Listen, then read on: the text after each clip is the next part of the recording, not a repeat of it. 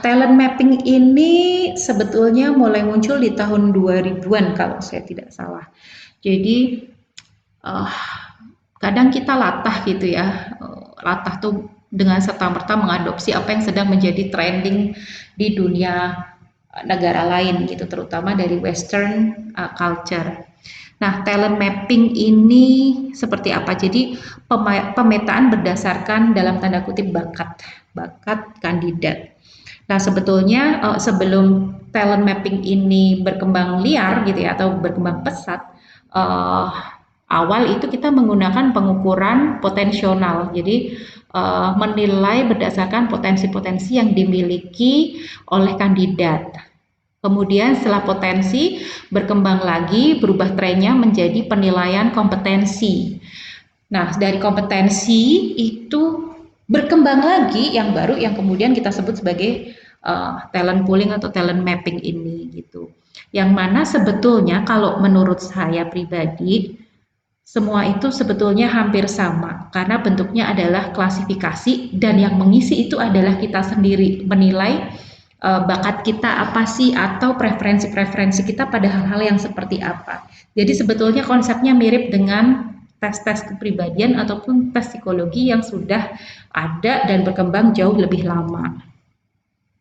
Nah, ini salah satu contohnya ya. Jadi ada klasifikasi bakat. Ini kalau tes kepribadian kan juga sama, ada klasifikasi atau tipologi kepribadian seperti itu. Kalau kita pakai Big Five personality atau DISC gitu ya, ada dominant, influence, steady, dan compliance. Ada 4 tipologi yang kemudian kombinasi ini akan menghasilkan tipe-tipe yang berbeda atau kita menggunakan MBTI, Myers-Briggs indicator, type indikator gitu ya. Jadi ada 4 dimensi gitu ya. Kemudian dari setiap dimensi itu ada preferensi antara orang itu, misalnya EI extrovert atau introvert gitu ya.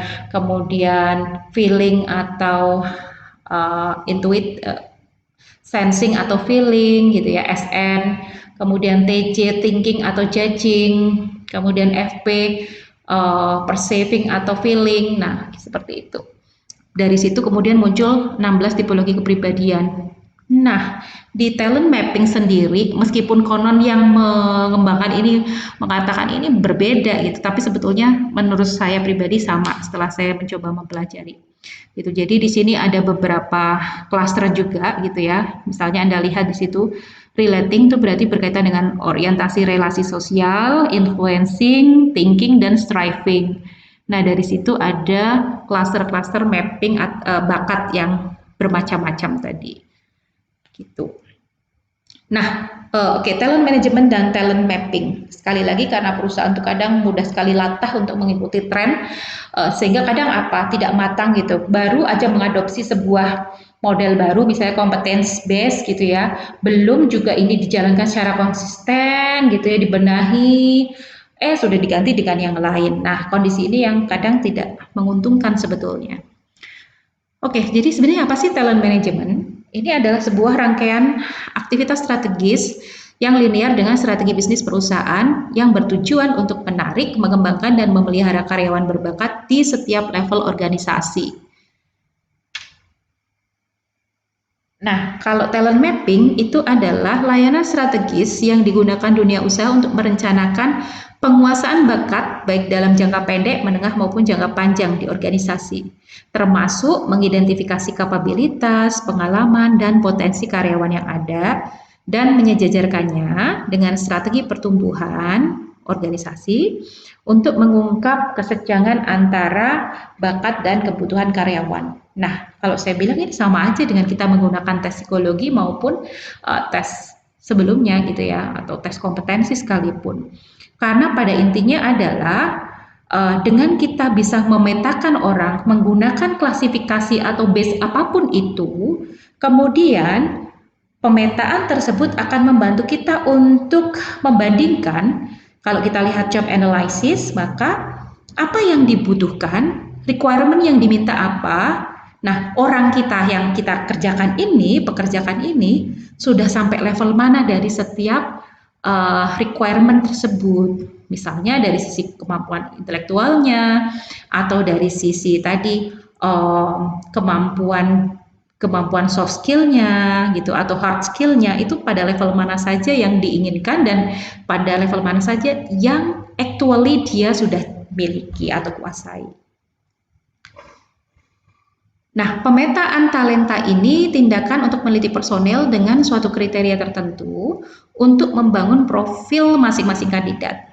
Jadi tindakan ini memberikan gambaran yang bermanfaat, juga pemahaman akan aktivitas apa yang akan kita lakukan selanjutnya terhadap para kandidat gitu. Dengan kita punya base data tentang oh ini peta bakat dari setiap kandidat saya atau pekerja atau karyawan saya, maka kita bisa membangun tadi pooling. Jadi misalnya, oh ini kandidat-kandidat yang sudah misalnya evaluasi kita bagus dalam berbagai aspek gitu ya. Misalnya taruh contoh kita punya cluster 4 tadi, potensi kecerdasan atau potensi kemampuan, skill gitu ya. Kemudian misalnya potensi kepemimpinan ya. Ketika semuanya tinggi, maka kita akan masukkan dia dalam kolam kandidat-kandidat potensial yang akan kita godok dan persiapan untuk menjadi calon-calon pemimpin. Misalnya seperti itu.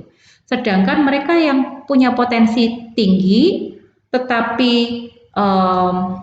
kemampuan atau kepemimpinannya tidak terlalu tinggi, maka kita bisa pool ini menjadi kelompok yang akan kita misalnya gitu ya, kita akan kembangkan untuk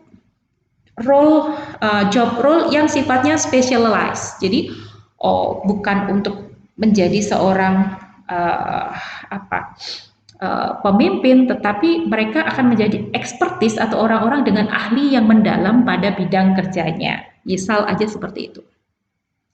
Nah, Boudreau dan Ramstad ini membahas pembentukan kumpulan talenta atau yang kita sebut sebagai talent pooling, di mana talent pool ini dibuat untuk pekerjaan, peran, atau kompetensi dalam suatu organisasi. Dan adanya talent pooling ini menurut riset beliau itu bisa meningkatkan 20% kualitas atau ketersediaan dari SDM yang berkualitas tadi, yang bisa menyumbang pada efektivitas organisasi. Talent pool ini adalah sekelompok orang yang diketahui kesiapannya dalam memikul tanggung jawab tadi yang saya ilustrasikan. Orang yang ditempatkan dalam talent pool mungkin muncul dengan berbagai kemampuan gitu, dan di dalam talent pooling sudah tidak lagi dipandang latar belakang pendidikan sebagai hal yang prior gitu atau yang utama gitu ya. Pendekatan dalam memasukkan kelompok orang dalam talent pool ini dengan melakukan evaluasi dulu, di mana pegawai yang dievaluasi mungkin akan berguna dan mampu bertanggung jawab di masa depan. Tadi yang saya bilang ya. Nah, sekilas atau overview tentang talent mapping ini berbeda dengan aktivitas rekrutmen. Jadi kalau talent mapping ini dilakukan sebelum lowongan bahkan dibuka gitu, sudah punya profilingnya gitu, cara profilingnya seperti apa, sehingga tinggal memasukkan aja orang-orang ini di dalam peta bakat yang sudah tersedia. Yang kedua, menjaga lembar fakta tentang apa sih makna menjadi bagian dari perusahaan, kemudian juga apa yang perusahaan utamakan atau perjuangkan. Yang berikutnya, fokus pada keterampilan dan potensi kandidat berkembang dalam peran kerjanya, bukan berfokus pada pengalaman kerjanya. Nah, ini kan tadi talent mapping itu sebetulnya berfokusnya pada skill dan potensi. Nah, ini sebetulnya sama dengan konsep kompetensi gitu ya. Nanti kita bahas setelah ini. Berikutnya itu mengetahui strategi dan tujuan organisasi secara jelas dan bakat apa yang dibutuhkan untuk bisa bergabung. Kemudian yang kelima itu membangun pasar intelektual untuk mengidentifikasi individu yang sesuai dengan requirement organisasi, dan HRD mengidentifikasi bakat kunci. Selama proses, kandidat secara bertahap diperkenalkan tata etika berperilaku kerja perusahaan. Sekali lagi konsepnya, prosesnya sebetulnya sama dengan kita menggunakan model-model yang lainnya. Jadi tujuan talent mapping yang pertama memberi gambaran prediksi mengenai performance talenta itu sendiri baik saat ini maupun masa depan. Kemudian Campbell menjelaskan bahwa konsep performance bisa dibedakan dalam dua hal. Yang pertama adalah perilaku, yang kedua adalah outcomes. Performance pada outcomes atau aspek hasil merujuk pada konsekuensi atau hasil dari perilaku yang juga bergantung pada faktor-faktor tertentu dari perilaku itu sendiri. Outcomes ini menjadi rambu-rambu bagi individu dalam melakukan tindakan kerja atau kinerjanya. Konteks pembahasan pada penelitian ini untuk action behavior adalah kompetensi. Jadi sekali lagi, tidak jauh dari pembahasan mengenai kompetensi. Nah, kompetensi model. Kompetensi model ini merupakan sekumpulan daftar, jadi kompetensi itu meliputi singkatannya KSAOC ya sebetulnya. K-nya itu knowledge, S-nya itu skills, A-nya ability, C itu adalah other karakteristik atau other specific gitu ya, atribut lainnya. Ya, yang valid bisa diamati, bisa diukur dan ditunjukkan melalui perilaku yang menghasilkan kinerja unggul. Nah, memang kalau pengukuran psikologi atau potensi berbeda dengan pengukuran kompetensi. Kalau potensi itu sesuatu yang belum dimunculkan atau mungkin sudah muncul tetapi belum bisa diprediksi konsistensinya. Kalau kompetensi itu bukan lebih laten, tapi lebih aktual, sudah pernah dilakukan dan bahkan mungkin tidak hanya pernah dilakukan, menunjukkan adanya konsistensi perilaku dalam beberapa circumstances. Nah, selanjutnya kompetensi model ini merupakan perangkat atau seperangkat kompetensi yang mencakup perilaku kunci yang diperlukan untuk melakukan pekerjaan dengan performa terbaik atau unggul ya. Model ini disusun dalam tingkatan kompetensi atau kompleksitas tuntutan kemampuan dan mencakup deskripsi kegiatan atau perilaku yang berkaitan. Tapi sebetulnya kita bicara tentang competence base itu berbeda dengan berbicara tentang talent base. Kalau pada competence base itu mereka menggunakan banyak kategorisasi gitu ya di dalam melakukan gradasi kompetensi ini gitu. Baik, nah bagaimana sih sebetulnya melakukan pemetaan talent? Yang pertama adalah mendefinisikan secara tepat talent seperti apa yang dibutuhkan, ya, memprediksikan berdasarkan strategi bisnis atau rencana rekrutmen dan seleksi. Yang kedua, mengetahui dan memahami gambaran talent atau talent landscape itu seperti ini ya. Di manakah talent-talent ini berada, kemudian seberapa banyak talent-talent ini sudah tersedia di organisasi, dan seberapa banyak ya talent-talent ini bekerja di perusahaan kompetitor. Ya. Kemudian yang ketiga, memetakan setiap individu berdasarkan bakat dan keterampilannya dan bagaimana mereka bisa mengembangkan hal tersebut. Dan yang keempat, menggunakan media sosial maupun teknologi-teknologi mutakhir gitu ya untuk memposting peluang-peluang dan menarik talent-talent yang potensial.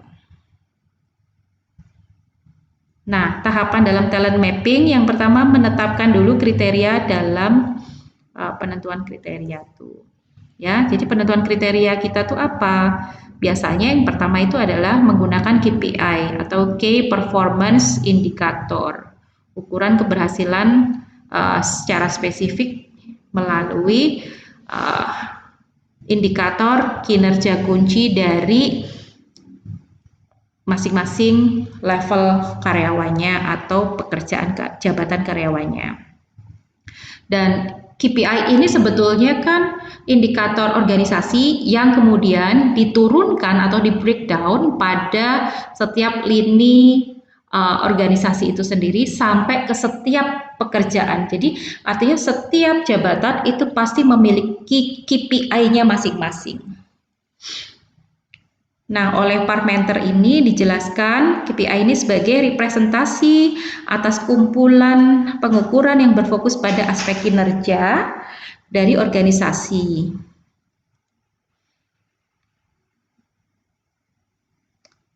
Aspek kinerja kritis ya, aspek kinerja penting dan kesuksesan di masa depan.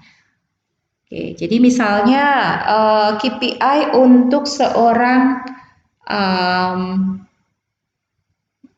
apa ya, AI atau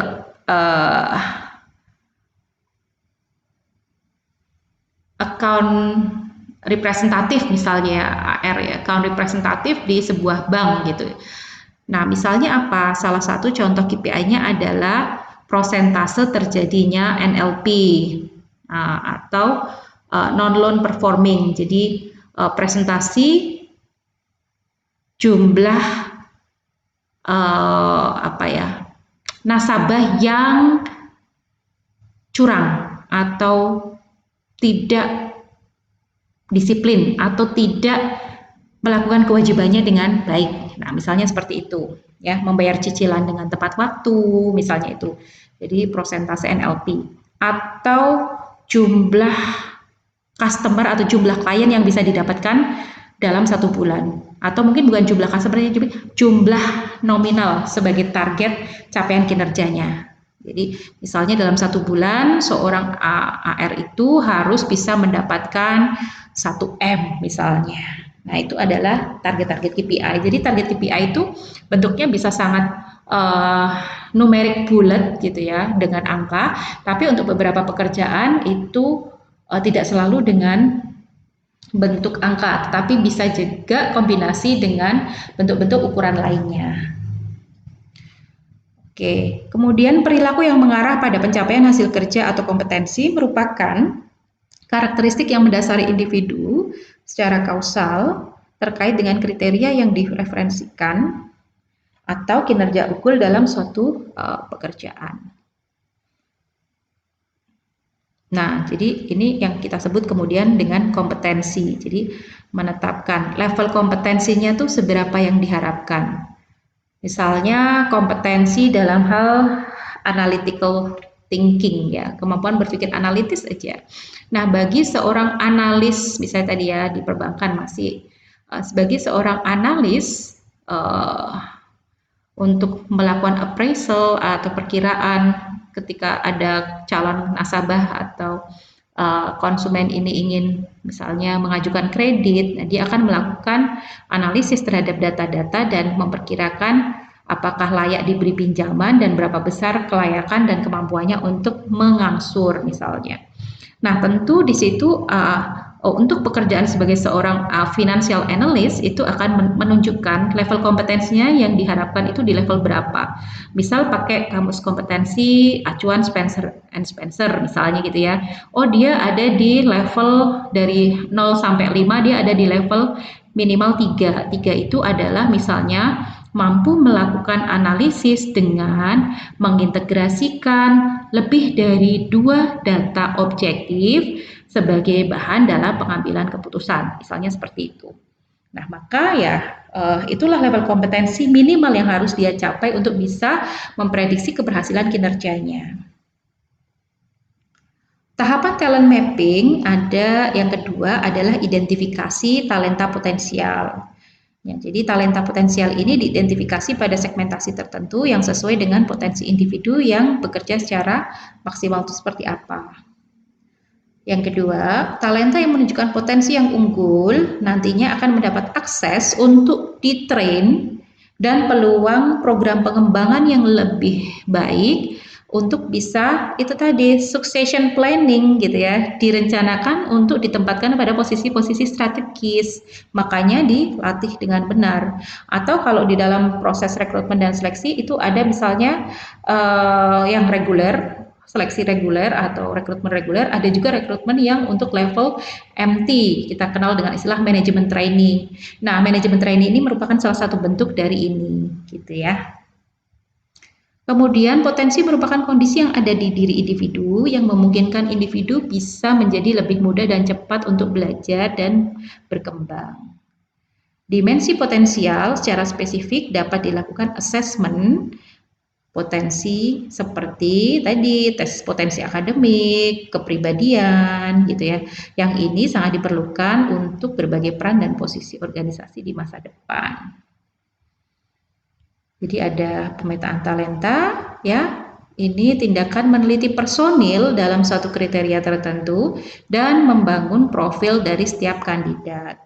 Tindakan ini memberikan gambaran dan pemahaman aktivitas apa yang hendak dilakukan terhadap para kandidat dan dia akan ditempatkan atau placementnya nanti di mana. Kemudian Boudreau dan Ramstad tadi juga sudah kita bahas ya, membahas logika ini tentang talent pooling sudah dibahas. Talent pooling ada ini tadi juga sudah.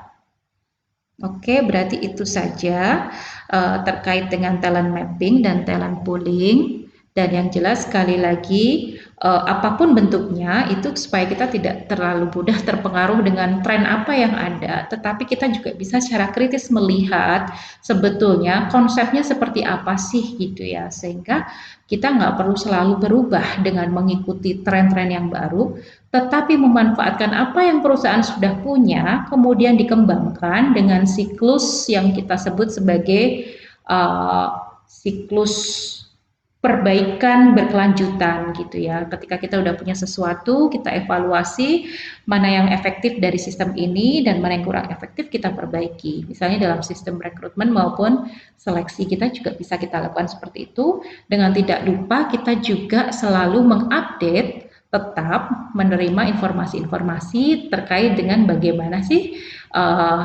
cara-cara teknik-teknik terbaru untuk melakukan rekrutmen dan seleksi secara lebih efisien dan efektif. Baik, itu saja dari saya. Kalau ada pertanyaan bisa dilayangkan diskusi di dalam komen kelas ya. Terima kasih, semoga bermanfaat. Saya akhiri. Wassalamualaikum warahmatullahi wabarakatuh.